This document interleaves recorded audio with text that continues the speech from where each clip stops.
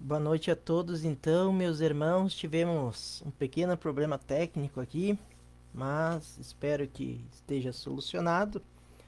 Então, atendendo ao convite desta casa, à Sociedade Espírita Harmonia e Luz, mais uma vez aqui estamos com grande alegria.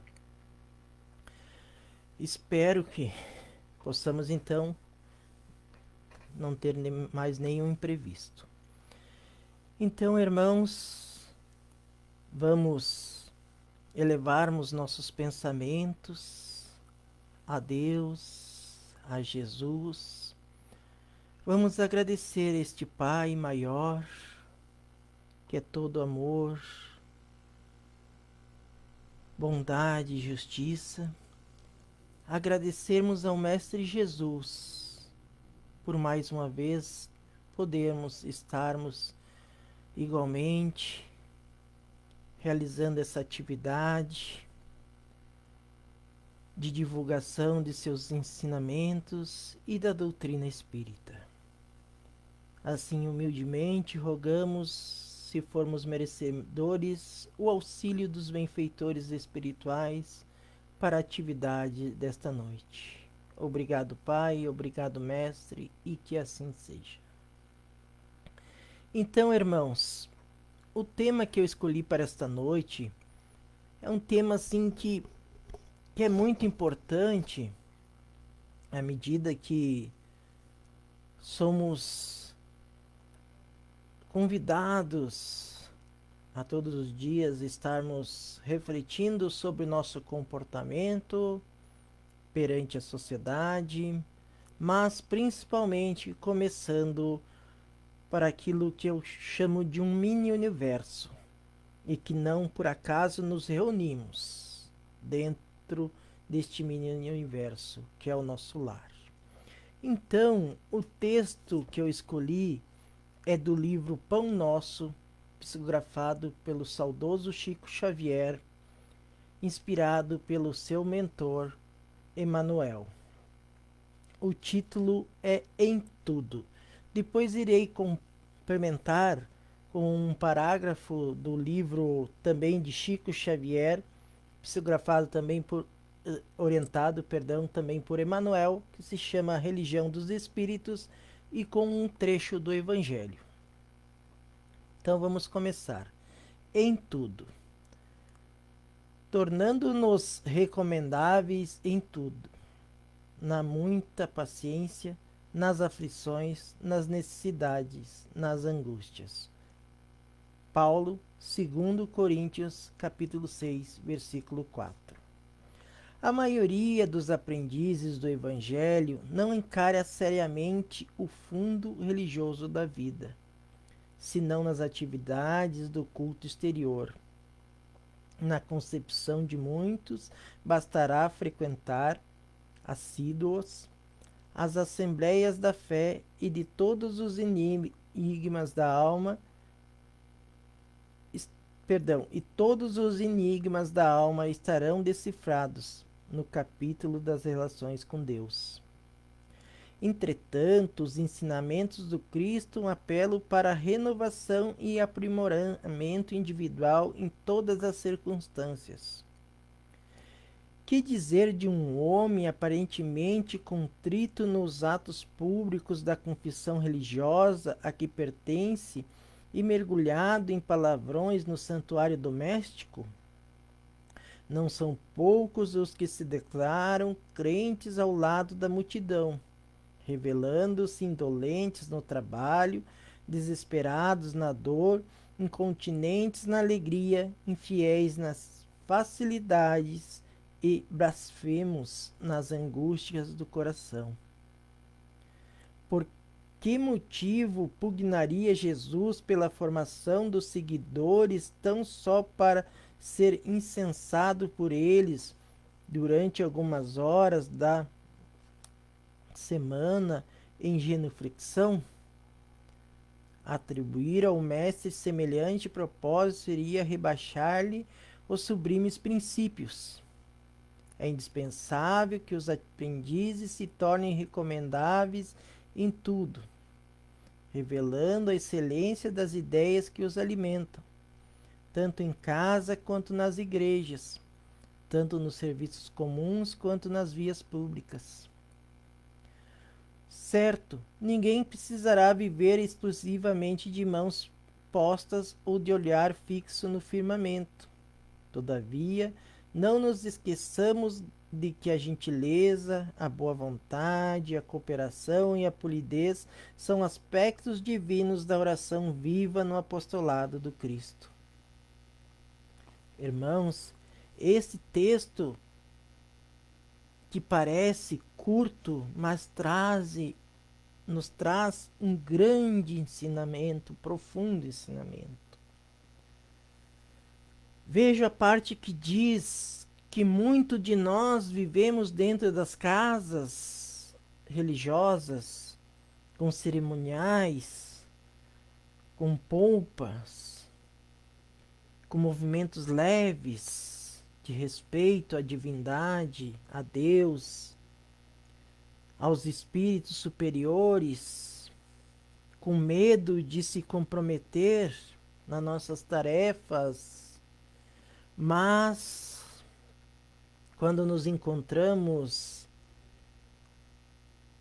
em família, muitas vezes somos ásperos, somos insolentes, nos acreditamos ser os donos da verdade, impomos, movidos pelo nosso ego, as nossas verdades, acreditando-nos porque somos criaturas que recebemos, até mesmo imploramos para saldar nossos débitos, estarmos comprometidos dentro de um movimento cristão, nos intitulamos privilegiados e muitas vezes humilhamos aqueles que não concordam diretamente com nossos ideais, pensando que somos criaturas que são aqueles que deterão sempre o direito de dar a última palavra e muitas vezes com autoridade, mas esquecemos que no próprio Evangelho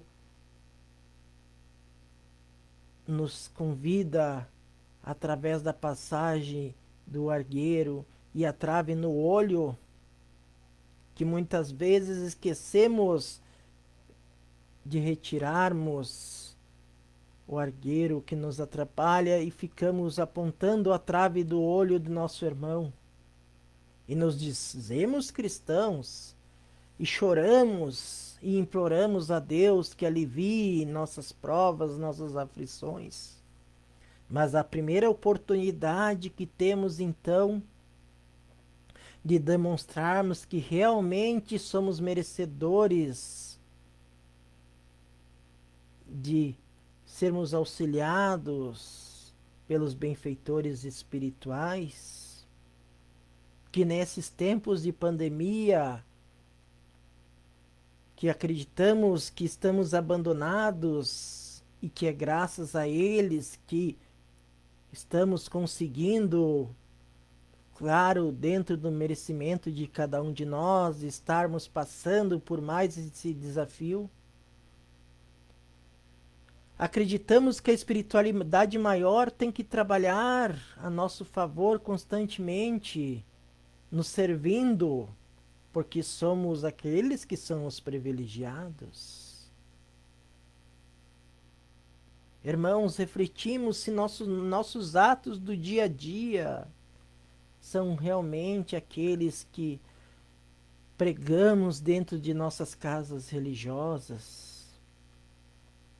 Ou somos apenas atores que perante aqueles que, carregado igualmente de aflições, chegam às casas espíritas, aos templos evangélicos ou às igrejas de qualquer destinação religiosas, e lá estamos fazendo o papel de bonzinhos e atendemos nossos irmãos, se dizendo ser aqueles que serão a resposta para as suas dificuldades. Mas quando estamos na intimidade de nossos lares, tratando mal nossos pais, nossas mães, nossos filhos, ou qualquer outro que venha dividir este cenário com nós. Irmãos, reflitamos no nosso pensamento o que estamos fazendo dos ensinamentos que recebemos, que através da doutrina espírita chega até nós, nos convidando ao despertar de nossas consciências, demonstrando o quanto nós ainda temos que nos modificarmos, pois muito mais será cobrado daquele que mais recebeu. E citamos nomes veneráveis da doutrina espírita, demonstramos o conhecimento didático do Pentateuco. Enfim, somos verdadeiras enciclopédias doutrinárias, mas, segundo o apóstolo Tiago, a fé sem obras é morta. E assim vamos seguindo, adiando a nossa transformação, a nossa reforma íntima, demonstrando o quanto ainda somos comprometidos espiritualmente. Ou quando não usamos esse conhecimento que a doutrina espírita, como uma doutrina reencarnacionista que é, dizendo: ah, eu sou imperfeito mesmo. O que posso fazer se eu trago ainda a imperfeição? E hipocritamente jogamos a responsabilidade de nos modificarmos para uma próxima reencarnação. Só que sabemos que tudo que semeamos hoje ou outrora, invariavelmente teremos que colher futuramente. E quando a dor bate então às nossas portas, nos fazemos de vítimas. Ah, mas eu sou passista. Ah, mas eu sou um médium que cede este como, trabalho como intermediário para que espíritos sofredores se comuniquem nos dias de reunião mediúnica. E nos colocamos como o melhor dos trabalhadores dentro da seara divina. Mas, quando somos procurados fora da sociedade espírita, irmãos, negamos-nos a estender a mão amiga a quem sofre. Quando algum familiar nosso vem nos procurar, ah, não posso agora porque eu tenho que ir para a sociedade espírita. Eu tenho que servir ao meu próximo. Mas o próximo, o mais próximo que é a nossa família, nós negligenciamos. E então, no livro Religião dos Espíritos, que é feito, foi psicografado por Chico Xavier, em estudos das questões do livro dos Espíritos, tem um parágrafo extremamente curto, mas de grande elevação, que nos diz assim: ouve a própria consciência, seja qual for a ideia religiosa que te filias. Veja que aqui não diz católico, evangélico, espírita ou qualquer outra religião que traga o despertar da consciência do ser humano. E perceberás que nasceste para realizar o melhor. Então, irmãos, por mais que nossas aflições sejam grandes, que a nossa cruz pareça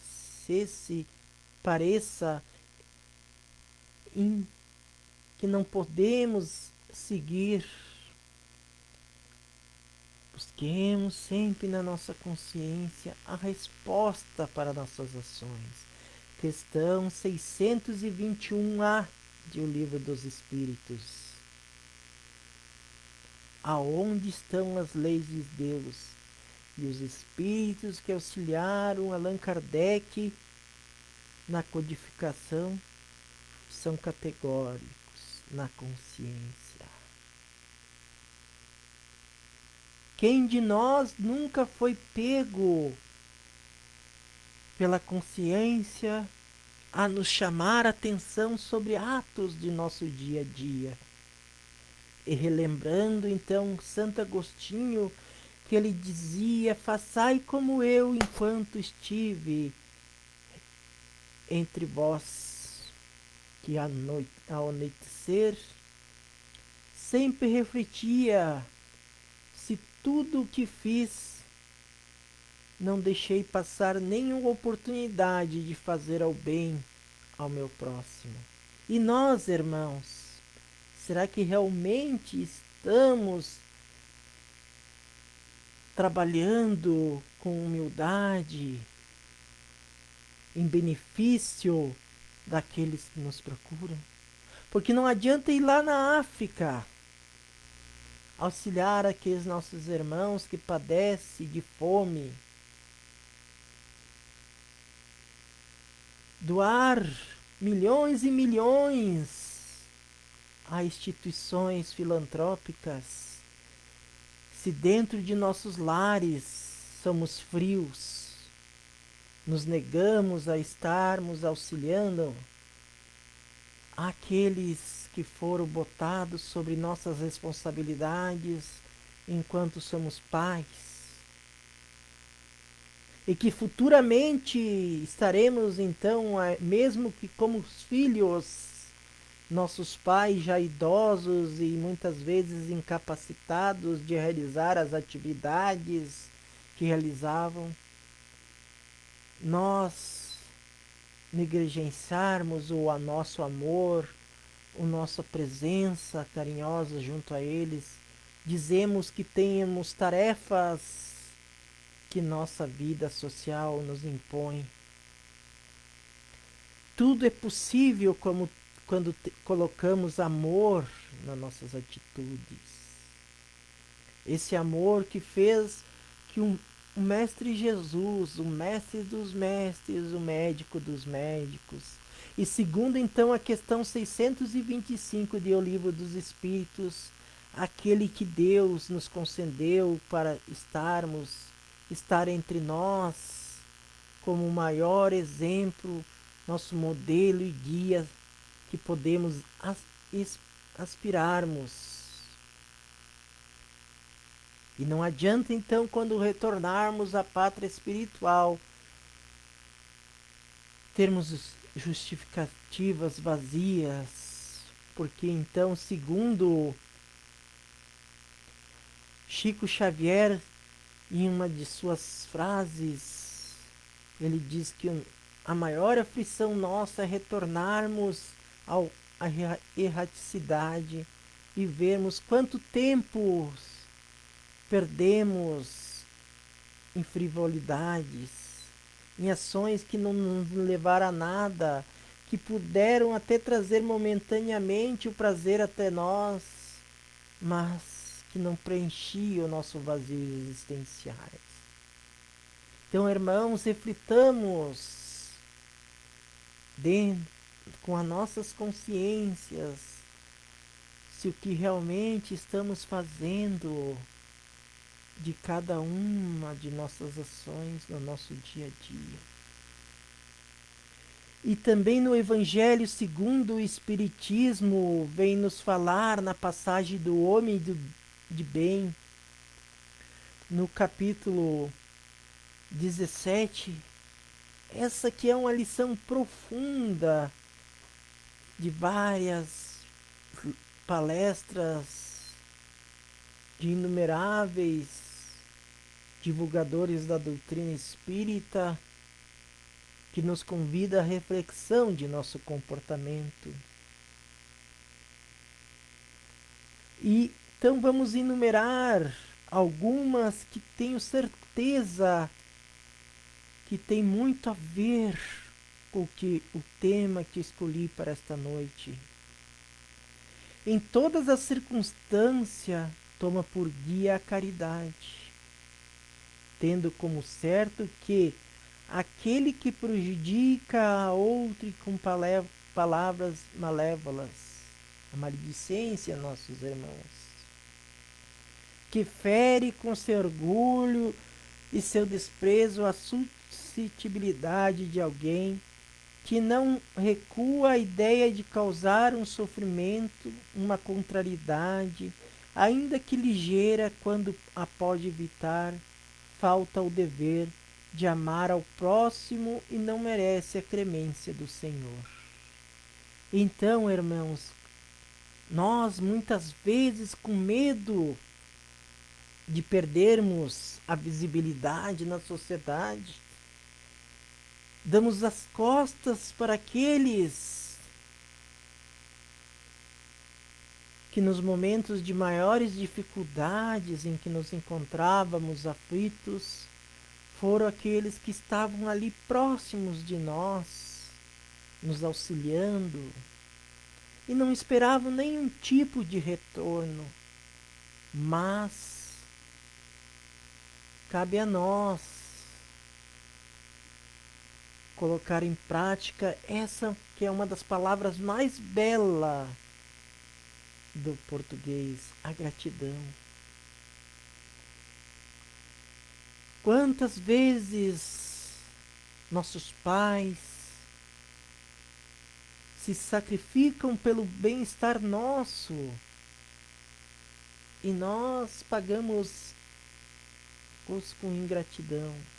Ah, mas daí a gente justifica, mas deve ser algum mal que eles podem ter nos feito outrora em outras existências, e inconscientemente eu acabei deixando que aquela ação viesse, mas eles estão colhendo o que eles plantaram.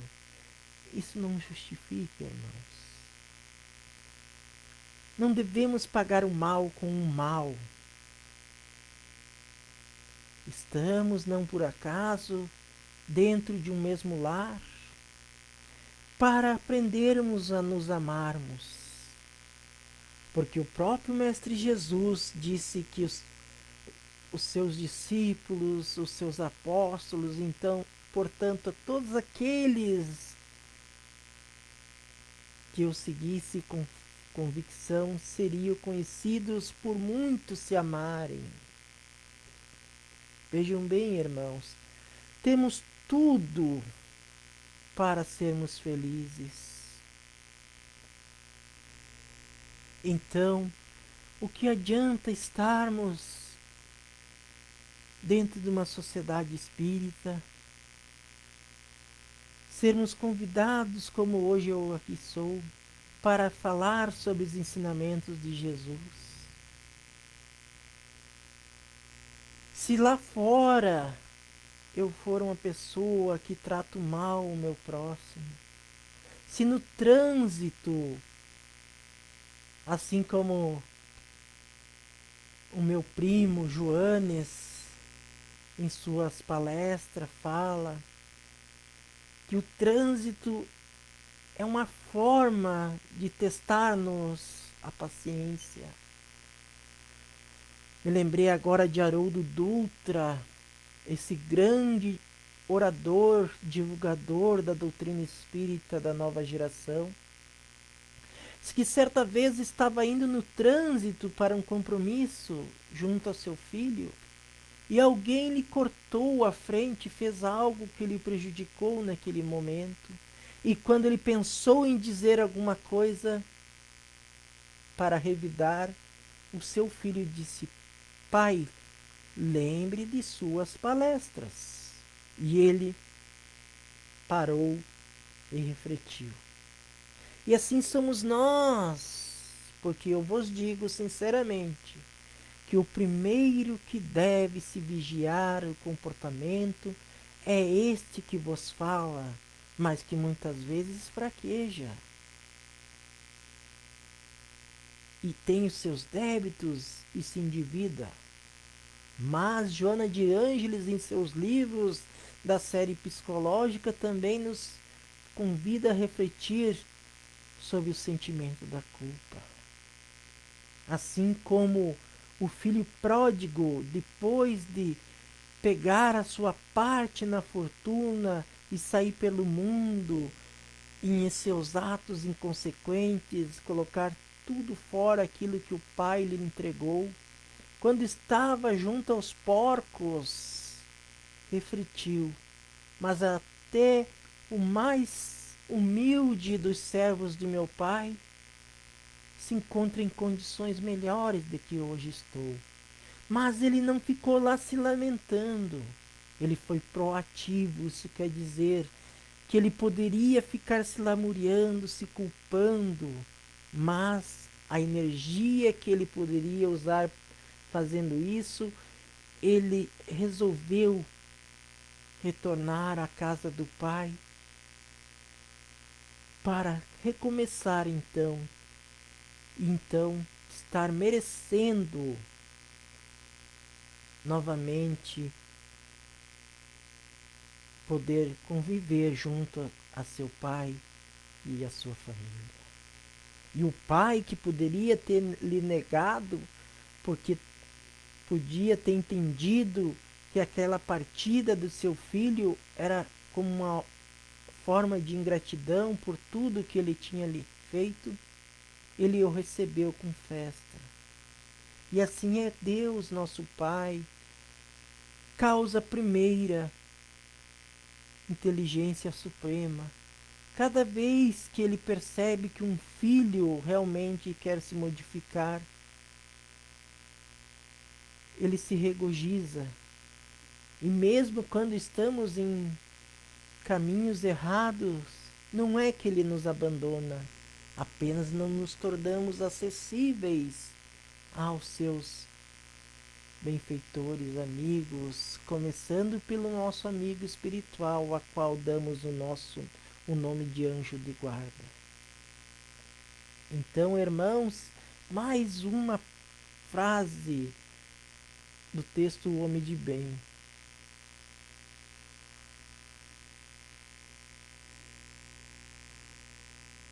Nunca se compraz em rebuscar os defeitos alheios, nem ainda em evidenciá-los. Se a isso se vê obrigado, procura sempre o bem que possa atenuar o mal. Estuda suas próprias imperfeições e trabalha incessantemente em combatê-las. Todos os esforços emprega para dizer no dia seguinte que alguma coisa traz de si de melhor do que na véspera. Não procura dar valor ao seu espírito nem aos seus talentos, às expensas de outrem. Aproveita ao revés todas as ocasiões para fazer ressaltar o que seja proveitoso aos outros. Então, irmãos, nós temos tudo. A doutrina espírita que nos consola, nos esclarece. Essa doutrina que tem como missão relembrar o que o Mestre Jesus nos trouxe, pois ela é o Consolador prometido. Então, irmãos, vamos estar atentos ao nosso comportamento. Não sejamos apenas cristãos dentro da sociedade espírita, dentro do templo evangélico ou de uma igreja católica. Sejamos principalmente cristãos lá fora. Quando alguém se aproximar de nós, não sejamos preconceituosos. Buscamos ser aquele que leva o alívio onde haja dor, a luz onde haja escuridão, o amor onde haja o ódio, a paz aonde haja guerra. Sejamos o semeador que sai para semear, e mesmo diante da frieza daqueles que porventura venham nos receber, não guardemos mágoa, Busquemos ser verdadeiros instrumentos do amor de Deus, sabendo que nós também somos falíveis e quantas vezes fomos convidados a nos modificarmos e acabamos dando importância a outras coisas. Mas o amor desse Pai, que é Deus e não esquece de nós, a luz do Mestre Jesus, que todo dia espera que sejamos criaturas melhores, estes não se esquecem de nós. Irmãos, lembremos daqueles que padecem nas ruas, de frio, de fome. E assim agradeço a oportunidade. E antes de encerrar, então, irmãos, vamos lembrar que lá no site da Sociedade Espírita Harmonia e Luz, vocês podem deixar os seus nomes para o atendimento fraterno, para irradiações. E existem várias campanhas lá em benefício daqueles que se encontram em aflição. Então acesse lá e deixe seus nomes. E tem vários links lá que estarão lá à disposição para quem quiser de alguma forma modificar o mundo. É só acessar o site. Então, neste momento, irmãos, vamos continuar com nossos pensamentos elevados a Deus, este Pai que é todo amor, justiça e bondade, ao Mestre Jesus, e vamos agradecer a assistência espiritual que recebemos nesta noite. Vamos agradecer pela doutrina espírita, essa doutrina que no seu tríplice aspecto de religião, filosofia e ciência nos traz o consolo, nos traz o esclarecimento.